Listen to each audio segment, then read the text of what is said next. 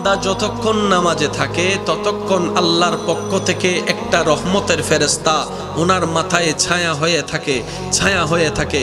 বান্দা যখন কিয়ামে থাকে তখন তার জন্য আল্লাহর কাছে দোয়া করে, যখন রুকুতে যায় তখন তার জন্য আল্লাহর কাছে দোয়া করে, যখন বান্দা বলে সামি আল্লাহু লিমান হামিদা তখন রব্বানা লাকাল হামদ বলার সাথে সাথে ফেরেশতা বলে মওলা তোমার প্রশংসা করছে তোমার বান্দা, তুমি একটু কবুল করে নাও।